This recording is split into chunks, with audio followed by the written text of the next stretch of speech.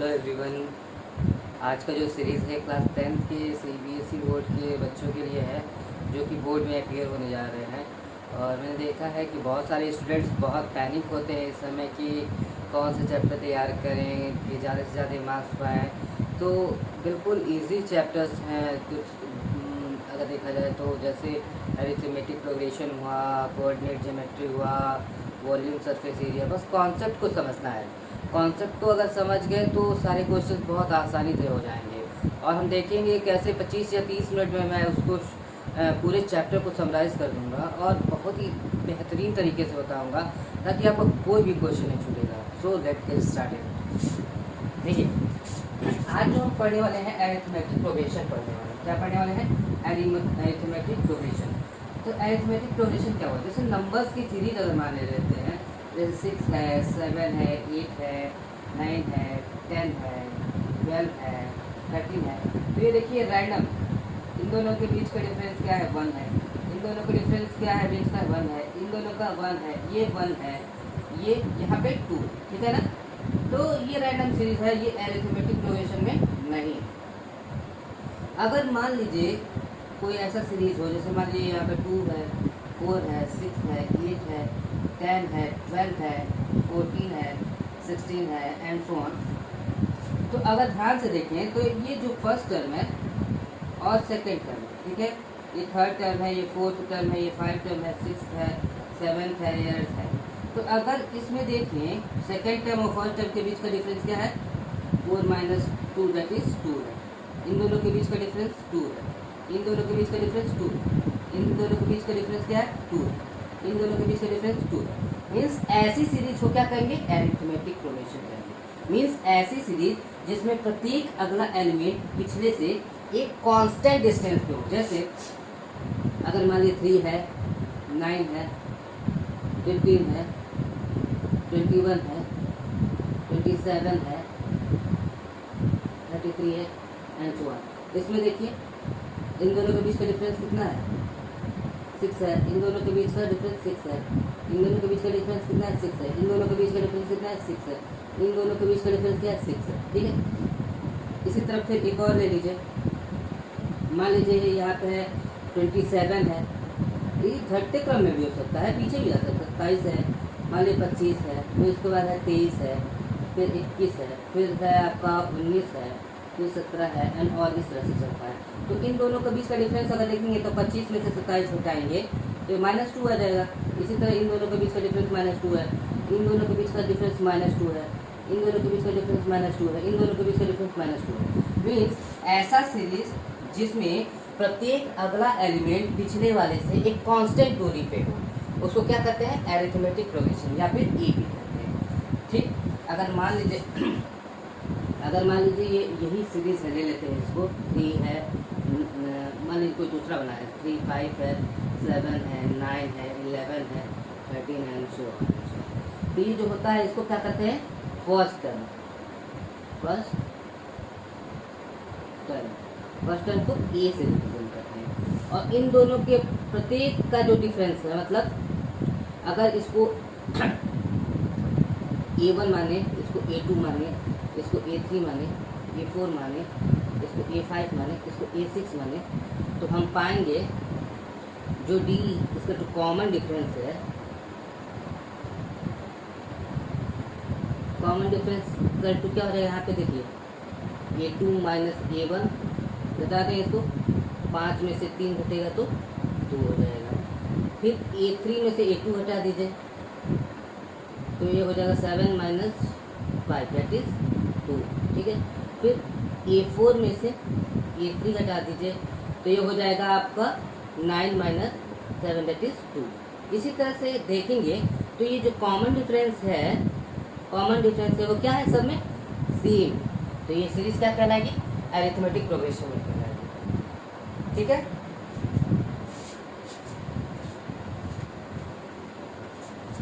Arithmetic progression में तो आपकी एनसीईआरटी में कुछ सीरीज दी हुई है, पूछा है कि ये एपी में है या नहीं है। जैसे 2 है, 7 है, 9 है, 14 है, 19 एंड सो ऑन। ये एपी में है कि नहीं, पूछेगा ये एपी में है या नहीं है। तो देखिए पहला टर्म क्या है, 2 है, इन दोनों का डिफरेंस क्या है, 5 है, इन दोनों का डिफरेंस क्या है, 2 है।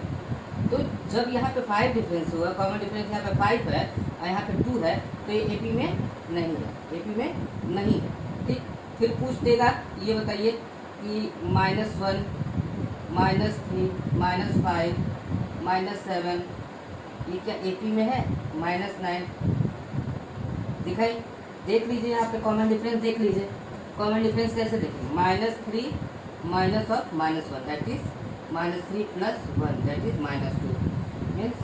और फिर देख लीजिए -5, ये मान लीजिए अगर A1 है, ये A2 है, ये A3 है, ये A4 है, ये A5 है, तो कायदे से क्या होना चाहिए, अगर A5 में से A4 घटाए तो भी सेम आना चाहिए, A4 में से A3 घटाए तो भी, A3 में से A2 घटाए तो भी, A2 में से A1 घटाए तो भी क्या आना चाहिए, D = सेम होना चाहिए। अगर सेम है तो AP में है, अगर सेम है तो AP में, अगर डिफरेंट है तो AP में नहीं है।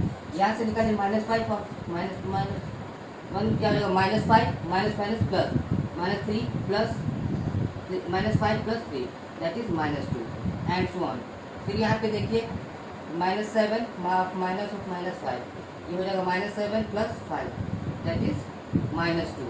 फिर देखिए -9 minus of -7 that is -9 + 7 that is -2 means common difference D = same for all these numbers means इस सीरीज के लिए D की वैल्यू क्या है, सेम है, कांस्टेंट है, कांस्टेंट कहें या सेम कहें, तो ये क्या है, AP में है। ठीक है, इसी तरह से बहुत सारे एग्जांपल्स पूछे गए होंगे जिसमें बताना है आपको कि AP में है या नहीं है। फिर आता है, ये तो हमने देखा सीरीज में, नंबर्स में देखे। अगर पूछा जाए, अगर ध्यान से देखें तो ये सीरीज चल कैसे रहा है, अगर निकालते हैं nth term of an AP, या इसको कहते हैं जनरल टर्म ऑफ एन। ठीक, अगर हम ध्यान दें तो पहला टर्म क्या होता है, A होता है हमेशा। ठीक, A2 क्या होता है, या T1 इसको कहें, T1 क्या है या A1 कहें, ये क्या होता है, A होता है।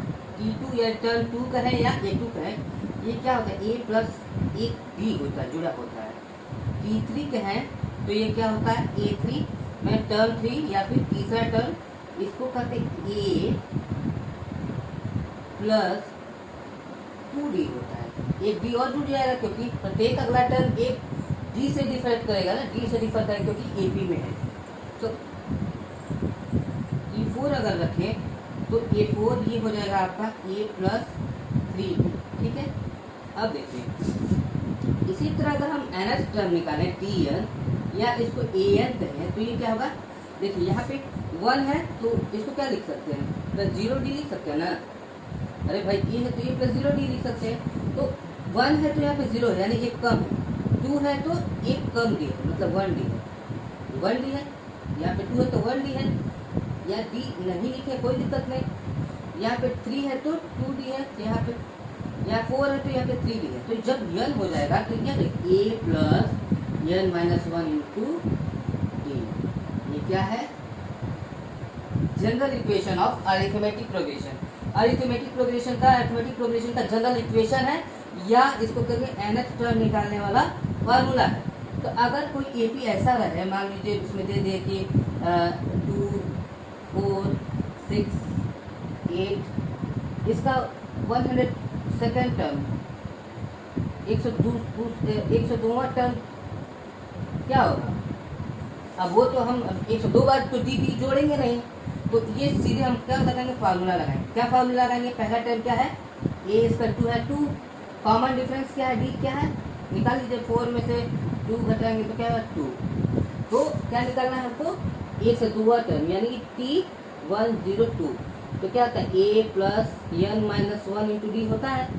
तो ए की वैल्यू यहाँ पे क्या हुआ 2 प्लस n कौन सा टर्म निकालना है 102, तो 102 माइनस 1 और डी की वैल्यू क्या है यहाँ पे 2, तो ये आएगा 2 प्लस 101 गुणे 2, ठीक है ना, 2 प्लस 101 गुणे 2 202, ये क्या आएगा 2 प्लस 202 दैट इज 204।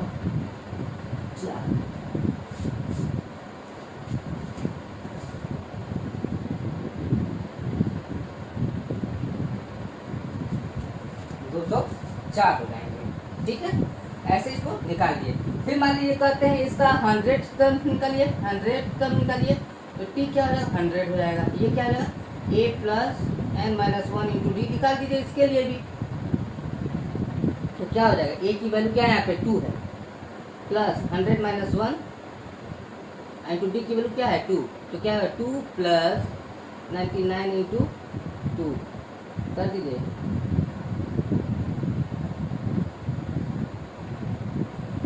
क्या है 200, ठीक है। ऐसे इसके nth टर्म निकालते हैं। इसी तरह जो भी टर्म रहेगा अगर माइनस में भी रहेगा तो माइनस में लगा देंगे, डी की वैल्यू माइनस में भी आ सकती है, ए का वैल्यू भी माइनस में आ सकता है, डी जो है निगेटिव भी हो सकता है, ए भी निगेटिव हो सकता है, सीरीज जैसा बने। मान लीजिए अगर सीरीज हमने ऐसे बना दिया -11 -13 -15 -17, तो क्या हो जाएगा ये टर्म क्या है नेगेटिव है, ए की वैल्यू नेगेटिव हो जाएगी और डी की वैल्यू यहाँ पे निकालेंगे तो क्या है -13 माइनस ऑफ -1 11, तो ये -13 और प्लस 11, तो क्या जाएगा ये देखिए क्या हो जाएगा ये प्लस हो जाएगा, तो फिर भी ये भी क्या है डी की वैल्यू क्या रहेगी नेगेटिव हो जाएगी। तो ये कभी घबराइएगा मत कि डी की वैल्यू नेगेटिव हो गई या पॉजिटिव हो गई, निकालते हैं ऐसे, ठीक है।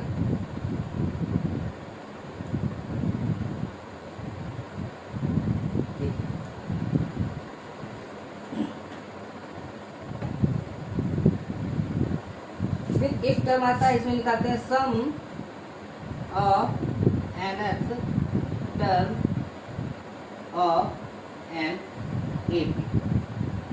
इसमें कॉन्सेप्ट पढ़ लेंगे, अगले में हम एग्जांपल्स लगा लेंगे।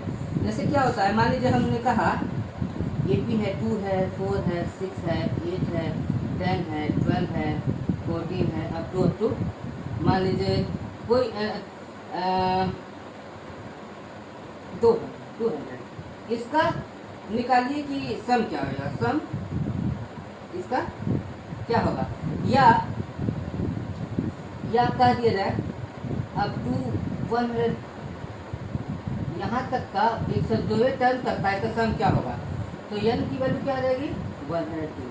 तो फार्मूला होता है S N square to n upon 2a plus n minus 1 into D. ये क्या होता है फार्मूला होता है sum of nth term in A P, क्या होता है sum of nth term in A P, जहाँ n क्या है वेरिएबल, nth टर्म है, n क्या है nth टर्म, कितने टर्म है, अगर 100 टर्म है तो 100/2 हो जाएगा, a वही पहला टर्म, n वही 100 और d इन दोनों के बीच का डिफरेंस, इन दोनों के बीच का डिफरेंस, इन दोनों के बीच का डिफरेंस। जैसे इसका ही 102 टर्म निकाल दिया जाएगा, तो ये हो जाएगा S102 equal to n upon 2 यानी 102/2 और ब्रैकेट में 2 a की वैल्यू क्या है 2 प्लस n माइनस 1 यानी कि 102 माइनस 1 और d की वैल्यू क्या है 4 में से 2 घटाएंगे तो 2, ये हो जाएगा n upon 2 a plus n minus 1 into d. अब इसको सॉल्व करेंगे तो ये क्या आ जाएगा 2 5 10 51 हो जाएगा, इंटू ये ब्रैकेट में है तो क्या है इंटू है, कोई दिक्कत नहीं, इसको कर दीजिए ऐसे, ये हो जाएगा 2 2 4 प्लस ये 101 गुणे 2, ठीक है 51 है इंटू ये करो तो आप हो जाएगा 202 और प्लस 4 206 हो जाएगा, 101 गुणे 2 202 हो जाएगा और प्लस 4 206 यानी 51 इंटू 206, इसको मल्टीप्लाई कर दीजिए तो 6 इंटू 51 1 6 6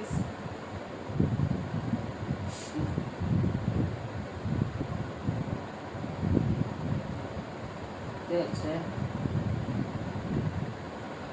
ये क्या देगा देख लीजिएगा इसको।